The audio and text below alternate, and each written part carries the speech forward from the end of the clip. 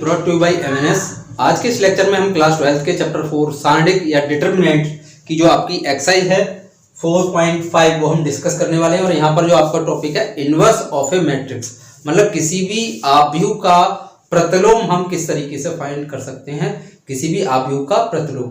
हालांकि ये आव्यूह का प्रतिलोम या इनवर्स ऑफ ए मैट्रिक्स आपने इससे पहले वाले चैप्टर में मैट्रिक्स में ठीक से पढ़ा था, लेकिन वहां पर जो इनवर्स आपने फाइंड किया था वो बाई एलिमेंट्री ट्रांसफॉर्मेशन किया था या प्रारंभिक रूपांतरण विधि से हमने वहां पर इनवर्स निकाला था। लेकिन यहां पर हम जो इनवर्स निकालेंगे वो with the help of determinants या विद द हेल्प ऑफ सारणिक से उसको निकालेंगे।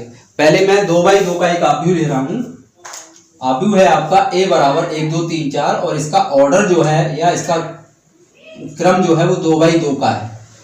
तो यहां पर एक नई बात क्या है कि हमें एडजॉइंट निकालना होता है। एडजॉइंट ऑफ ए क्या है, जो हमारा 2x2 का आव्यूह है उसके हम क्या निकालेंगे, पहले कोफैक्टर।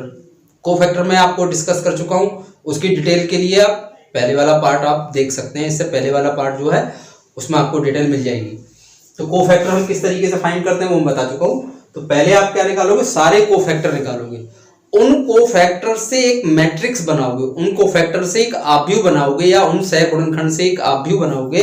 ये आव्यूह मैंने बना लिया, ये कैपिटल ए से दिखाया गया। कैपिटल ए से सहगुणनखंड को ही दिखाया जाता है और उसका भी आप क्या करोगे, ट्रांसपोज करोगे। उसका भी आप क्या करोगे, ट्रांसपोज या परिवर्त आव्यूह करोगे। परिवर्त आव्यूह क्या होता है, जब हम रो को कॉलम में परिवर्तित कर देते हैं वो हमारा परिवर्त आव्यूह होता है। तो इस तरीके से जो आव्यूह निकल के आता है उसे हम क्या कहते हैं, adjoint of A. Adjoint of A. A यहाँ पर जो भी मैट्रिक्स होगी वो आपको लिखना होगा। ये एक नया काम आपके लिए हो गया इनवर्स निकालने के लिए।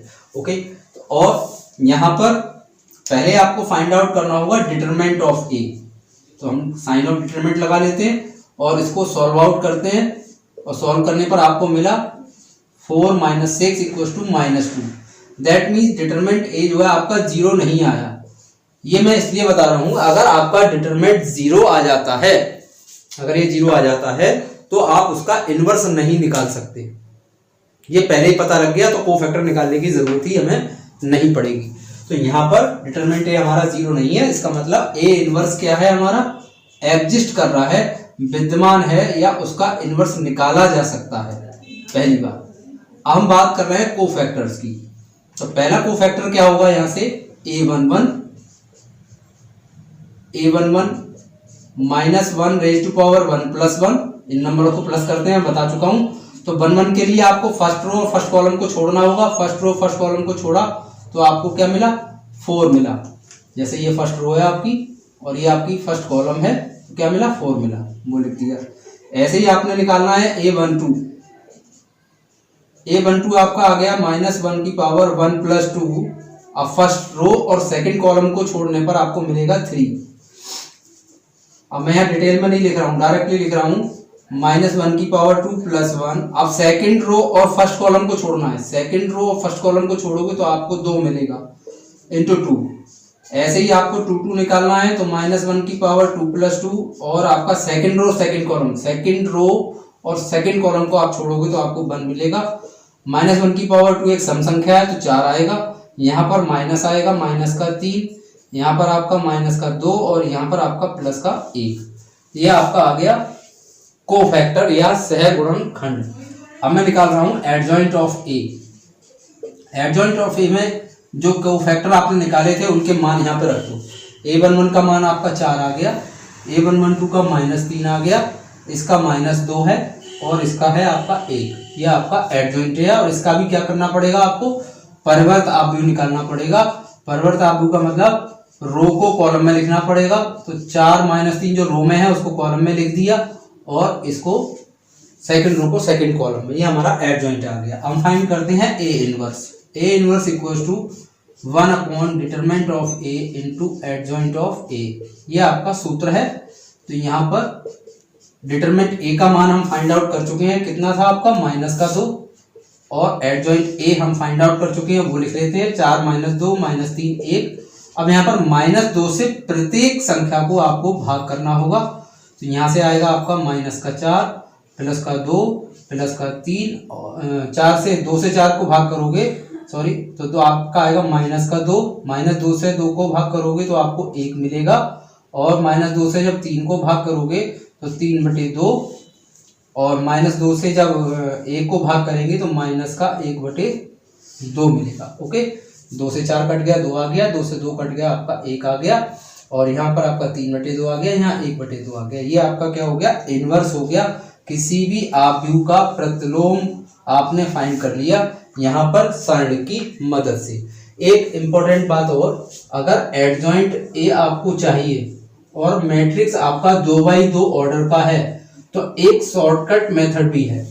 शॉर्टकट मेथड क्या है, जिस किसी आव्यूह का आपको सह गुणनखंड आव्यूह निकालना हो या एडजॉइंट ए निकालना हो तो उसका जो विकर्ण है, उसका जो विकर्ण होगा, उस विकर्ण का, पहले विकर्ण का जो अवयव होंगे 1 और 4 है जैसे यहाँ पे, उनको हमें क्या करना होगा, आपस में बदलना होगा, इंटरचेंज करना होगा, इंटरचेंज।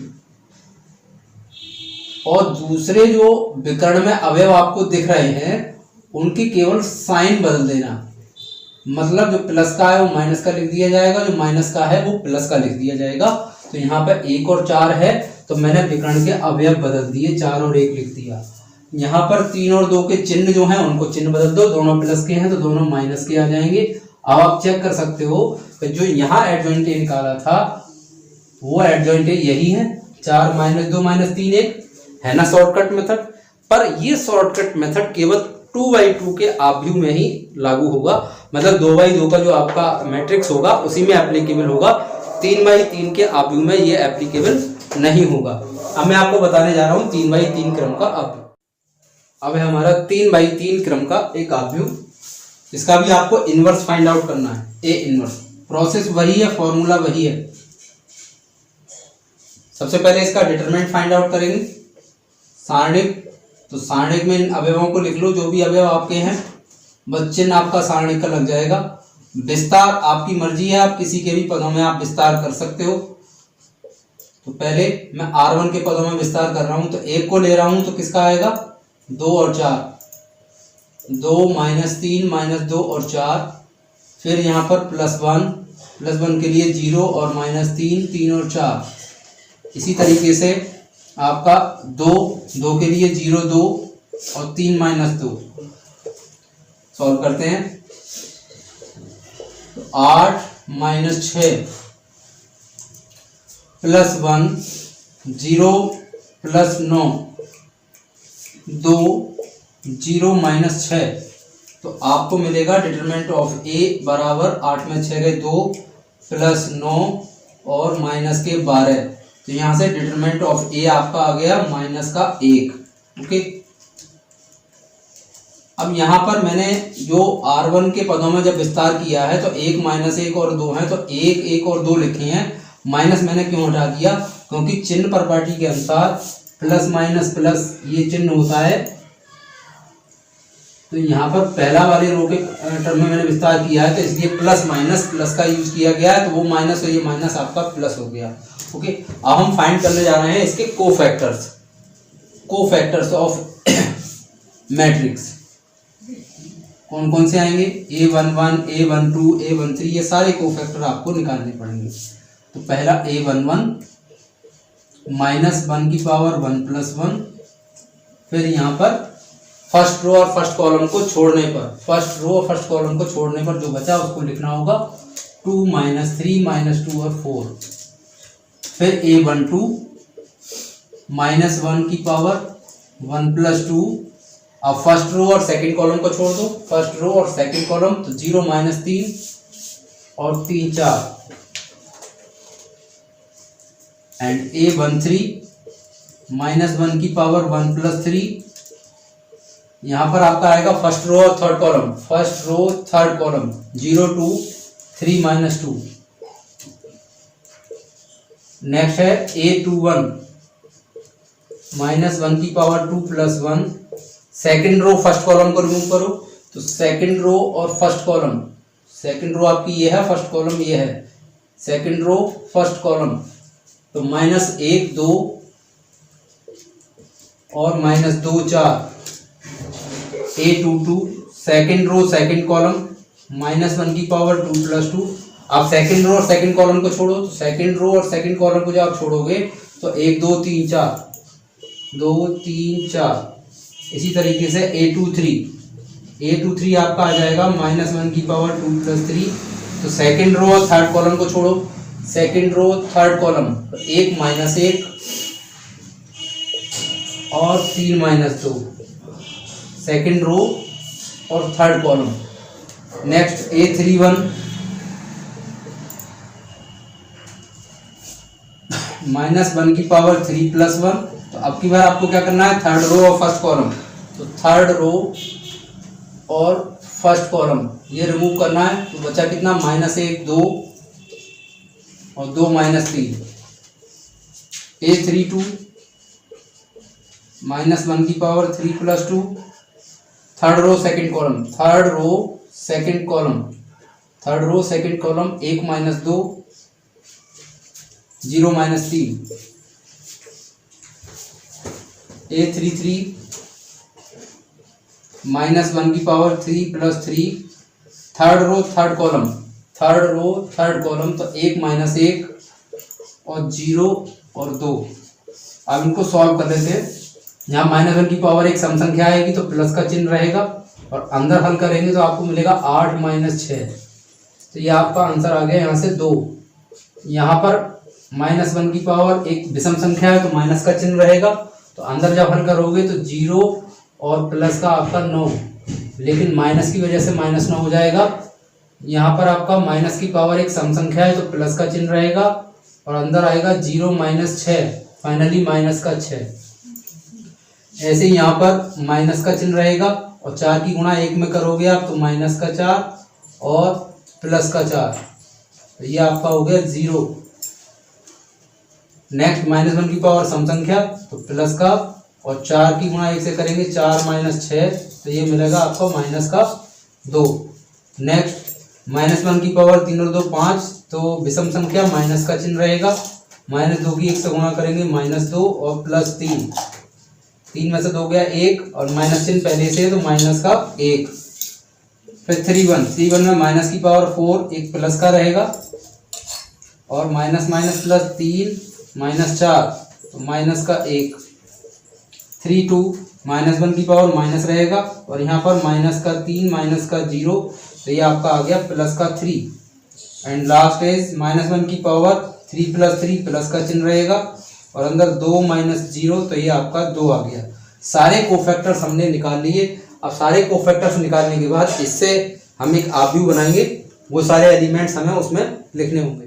ओके, तो हमने फाइंड आउट कर लिए सारे कोफैक्टर्स। अब उन कोफैक्टर जो हमने फाइंड किए, माना कोफैक्टर से बना हुआ आव्यूह जो हमारा B है, तो B बराबर मैंने यहाँ पर आव्यूह में A11 A12 A13 21 22 23 31 32 33 3/3 का मैंने आव्यूह लिख दिया।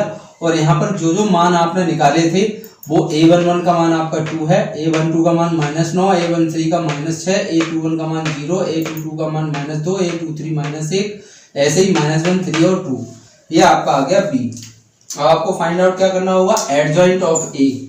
जैसा पहले भी 2/2 में बताया था, तो जो आव्यूह आया है गुणनखंड सह गुणनखंड से, उसका आपको परिवर्त आव्यूह निकालना होगा, रो को कॉलम में लिखना होगा।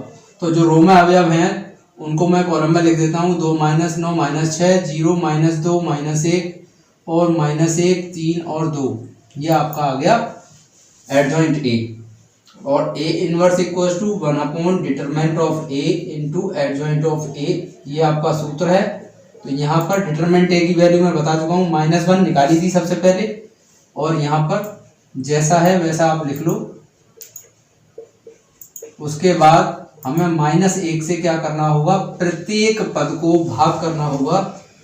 तो हमारे पास आ जाएगा, -1 से भाग करते हैं तो -2 0 +1 +9 +2 -3 +6 +1 और -2, ये आपका क्या आ गया, इनवर्स ऑफ 3/3 ऑर्डर का आव्यूह का प्रतिलोम आपने फाइंड आउट कर लिया। ओके स्टूडेंट, तो अब हम नेक्स्ट वीडियो में डिस्कस करने वाले हैं रैखिक समीकरणों के हल, वो हम किस तरीके से हल करेंगे, और रैखिक समीकरणों के जो हल हैं या ये इनवर्स वाला भी जो क्वेश्चन है आपके लॉन्ग क्वेश्चन में बोर्ड एग्जाम में हर साल आपको एक क्वेश्चन मिलता है 6 नंबर का आपका आएगा, 5 नंबर में भी हो सकता है, 6 में भी हो सकता है। तो इसकी जो प्रैक्टिस है वो आप अच्छे से करें।